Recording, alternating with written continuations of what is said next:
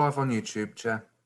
Thank you, Ed, and good evening, everybody, and welcome to this exceptional or special Cabinet meeting of 23rd of September with two important papers on this evening's meeting. But we'll start our agenda, if we may, by asking whether there are any apologies recorded for absence. I think we're a full crew, actually. No apologies received. Thank you, Ed. That's great. We do not have any intention to hold any part of this evening's meeting in private.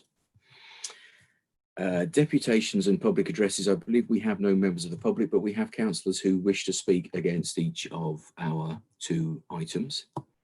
So I'll then ask the Cabinet if any of them has any declaration of interest on any item that appears on the agenda. Any declarations of interest? No? Okay, thank you very much. We have no issues arising this evening from overview and scrutiny committees. And if anybody's wondering, of course, we have no minutes because this is a special meeting, so we are not reviewing minutes of a previous meeting. So we'll move to our first main report, which is the West Northamptonshire Statement of Community Involvement. What will happen is we'll have a speaker, Danielle Stone, who will come in a few minutes after James has had an opportunity to introduce the report and perhaps talk us through some highlights. So James, it's over to you. Thank you, Chair. So obviously I'm pleased to propose this report tonight. It's obviously what we're trying to do is in the early stages of producing the West Northampton Strategic Plan, and this will replace the West Northamptonshire Joint Core Strategy, which, as you know, was adopted in 2014. Essentially, local planning authorities are required to produce a statement of community involvement. This sets out how the local community, businesses and other organisations can engage with the planning system at this strategic stage. Each of the three partner councils, so obviously Daventry, South Northampton, ourselves, has its own SCI largely developed to cover preparation, obviously due to the respective local plan parts 2s. The draft West Northampton SCI sets out the approach to engagement for the West Northampton Strategic Plan, and it sets out in detail how the strategic plan will be publicised at each stage. This includes obviously internet, social media, local media, presentations, expositions, workshops, surveys and questionnaires. Obviously, it also includes important engagement with parish councils, neighbourhood forums and any other existing forums. It's intended that the options consultation on the strategic plan will take place in the new year, and it's considered necessary to have the strategic plan, the strategic SCI adopted before consultation can take place. The draft SCI needs to be agreed by each of the three councils before we can go out to public consultation. So therefore, the purpose of this report is to seek Cabinet approval for the draft SCI to go out in 6 weeks' time for public consultation starting in October. The draft SCI has already been agreed by Daventry District Strategic Council Strategic Group and South Northampton Council Planning Policy Committee. South Northamptonshire have asked for minor changes to the graphics in the document. It's understood that they have not asked for any minor change to ensure. It's understood that they have asked for a minor change to ensure that town and parish councils are given good advance notice of the forthcoming consultations. And obviously, we're pleased to and happy to accept that. So essentially, Chair, yeah, I'm happy to present the reports. Thank you, James. Thank you very much indeed. At which point, does anybody want to raise any issues before we bring Daniel in as our speaker? Any particular comments or queries? No. In which case, let's welcome Daniel. Oh, sorry, Tim, you're going to chip in. One, please, Leader. The presentation of the paper, when you print black ink on dark blue background, it's virtually illegible for lots of people, and that happens on these various boxes in the document. I hope that would be changed. Yeah, we can certainly get that looked at. Tim, I think you're referring to page 17, aren't you? And page 18 by the looks of the appendix. Is that right? Yeah, that's the one. Yeah. That's fine. I see. I'll make a note Yeah, of that. it does indeed. And I can see Paul, of course, who's put a huge amount of work in along with his colleagues on this, nodding as well. So that's reassuring. Thank you. Thank you. So at which point then we'll bring our one registered speaker, councillor speaker, which is Councillor Stone. Danielle, over to you. I'm not sure that I did register to speak on this item. I want to speak on the Rebs and Bens item. I've read this report and I agree it, and I've got nothing really to say about it. Thanks. You're muted, Jonathan. Yeah, that's fine. I was just checking my list, but that's fine. No, we can move. Yep. Okay, no problem at all. We'll bring you in on the next item, Danielle. Thank you. Any further queries or questions at all on this? Comments that anybody would like to make? Okay, Janice. Yes. Did you want to come in with a quick comment? By all means. Yeah, I was in touch with Tracy Tiff to register to speak also on the On this item or the next one? Revenue and benefits, yeah. Yeah, that's fine. We've got you both down for that one. Yeah, okay, that's great. In the absence of any further comments or questions, then just draw your attention back to the recommendations as James has highlighted, which is always at section 2. Can I just ask you to confirm your agreement, please, to the recommendations? Agreed. Agreed. Thank you very much. In which case we'll move on to our next item, which is the realignment of the revenues and benefits services. Brad will introduce this in a moment, and then as we've already identified, we've 2 speakers registered. The order we have those registered is Councillor Stone, followed by Councillor Duffy. So if we may, Brandon, it's over to you just to pick out some highlights of this and talk us through it, please. Yeah, thank you, Chair. I'll just give you an induction into the report. This paper asks Cabinet to recommend to Council a realignment of the Revs and Bens service. This is required as a result of the demise of the core LGSS service by Cambridgeshire, Northamptonshire and Milton Keynes councils. The proposed way forward is to adopt a lead authority model, which is being used for several services previously delivered via LGSS. The timing is driven by 3 owning authorities to complete their consultation and enact changes with their own employees. This change will not see any change to our services. The staff employed via NCC will not 2P to Milton Keynes. They will in due course 2P to West Northampton Council. There will be no changes to the controls of MBC exercise over policy, approaches, discounts, etc. The same staff will continue to deliver the same excellent service which they do, and as I've said all along, they are one of the best in the county by a long way, I believe. The main change is the head of Revs and Bens that we share with MKC, well, Milton Keynes Council, and the client council, Horsham, will report on a day-to-day basis to the Section 151 officer at Milton Keynes Council, and not the managing director at LGSS. I therefore submit the report in the recommendations 2.1 to 2.3, Chair. Thank you, Brandon. Thank you very much. We'll bring in our speakers in a moment. Unless any member of the Cabinet wants to chip in with any points or queries at that point. No? Okay. In which case, let's move to 2 councillors to make a statement. First is Councillor Stone. So Danielle, over to you. Lovely. Thank you very much. And thank you for the briefing that you shared with me yesterday, I think it was. I really do understand the proposal, and I understand why you're proposing to accept it. I want to register the fact that I am really concerned about how we got here. I'm really concerned that this proposal came as a surprise. I'm really concerned about the timescale, and I feel that we're being bounced and being left with no opportunity to come up with an alternative proposal. I think it's really sad. I think this service has been a gold standard service for Northampton. I'm terribly proud of the way our staff have conducted themselves and have run this service. I think they've been very mindful of how to address vulnerability, how to be equitable, how to give people every chance to pay their way, and to manage it really carefully if people in the end didn't manage to pay their way. So I'm very proud of it, and I think it is a very sad situation. When LGSS first began, I think it was me and Councillor Marriott and the trade unions advised exceeding caution about what was about to happen. And we asked all the time about what the get out clause was going to be if things started to go wrong.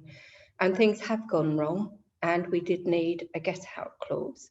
So I am really regretful, and I've been in touch with the unions about this matter, and they don't approve it either. So I feel as if we don't have any option. I don't think that's a good place for Northampton Borough Council to be in, and I just want to place on record my concerns. Thank you. Thank you, Danielle.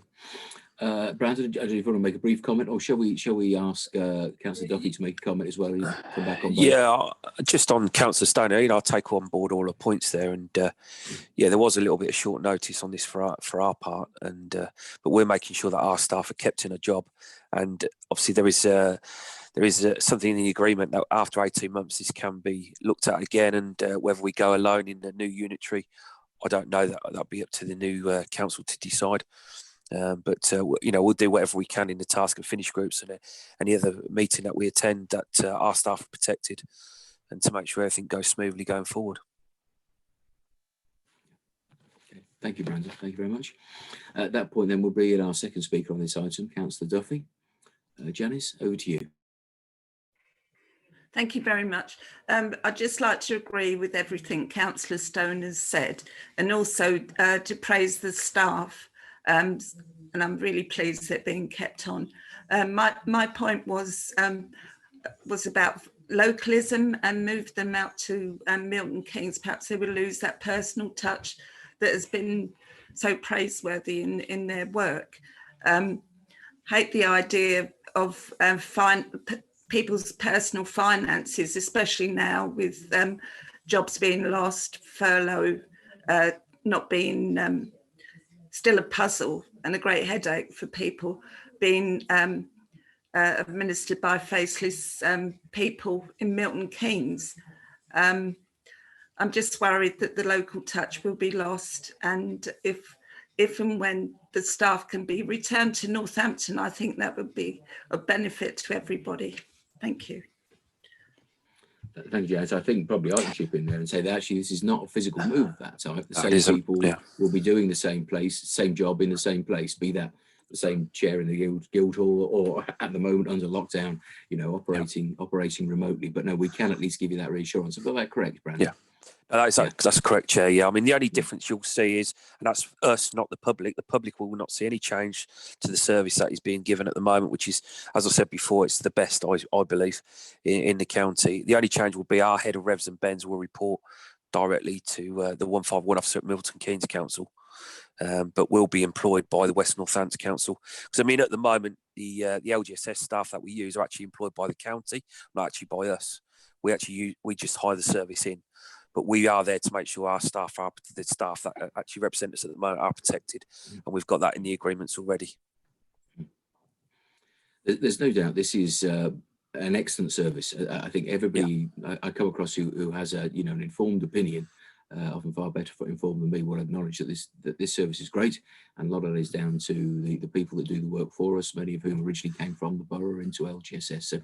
So extremely pleased and proud of the work they did, and indeed how they adapted to cover a lot of the work that needed to be done for the grants process during the early part of COVID. So as a result of that great job, and as a result of the fact that many of their interactions are with our more vulnerable residents, naturally that makes us very, very edgy when we see any possible change or what we might perceive as risk to this. And the speed that this has happened, given the disaggregation of LGSS, if you like, it feels unsettling. Nevertheless, as best we can, we have assurances that the quality of the service for us and for our residents will be maintained. And so as a consequence, with limited options, that's why I think we feel inclined to go along with this. Does anybody have any further comments that they wish to make at this point? Neither member of the Cabinet wish to chip in at all? Phil, I can see wants to make a comment. Over to you, Phil. Thanks, Jonathan. Revs and Bens is perhaps one of the most important services that we operate as a council. It affects so many people's lives and has significant impact on the most vulnerable in society. So it is a really, really important service.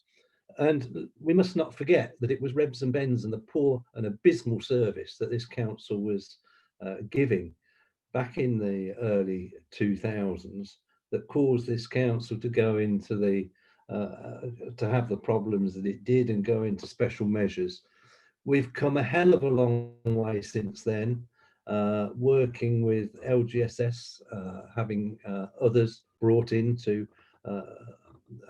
up the game. With LGSS, we worked very closely with Norwich and had a good working relationship there.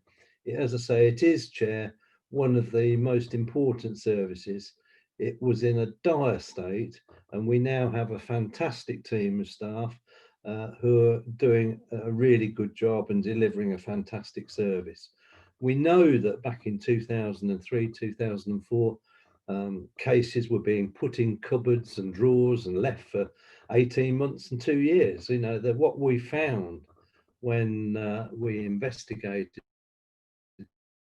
the problems that caused us the difficulty, absolutely unacceptable and despicable. And as I say, we've come a really long way, and we're now providing that quality service. Going forward, I think West Northamptonshire will, as a new council, will have to look at this in due course. But I think to take the recommendations and move ahead is probably the best thing we can do in order to avoid disruption or concern, or to keep things on an even keel as we go forward, to look at things as a West Northamptonshire unitary, when perhaps we'll have a different approach across all the existing districts and boroughs. So I fully support the report. It's a very, very important service with excellent staff delivering a quality service. And I think we need to go ahead with the least disruption to ensure that that service continues. And if this is the right way, as I believe it is, I'm happy to support the recommendations, Chair. Thank you, Phil. Thank you for setting the context there against how the service was to what it's become. That's very helpful. Tim, you're going to make a comment, I think. No, Phil's covered it. Thank you. Okay, great. Thank you, Tim. Thank you very much. In which case, any further comments at all? I think Tim and I are the only two left who remember it. Yes, yeah. I think I come in at 2003, mate. So I think I was a bit of a late learner, but You were there. I was there at the end of it, I think. Let's not get into all that bragging. Right, let's go to the vote, shall we? Thank you for the comments of all the speakers. I think actually we see a sort of a unanimous view across all of us here on this. But nevertheless, then, if I may, I'll draw your attention back to the recommendations as Brandon described them at section 2. Can I just please ask you to confirm your agreement to those recommendations? Agreed. Agreed. Agreed. Thank you very much indeed. In which case, that being agreed, that was our last item for this evening's agenda. So at that point, we'll close the meeting and thank everybody very much indeed for their attendance. Thank you. Thank you, Lila.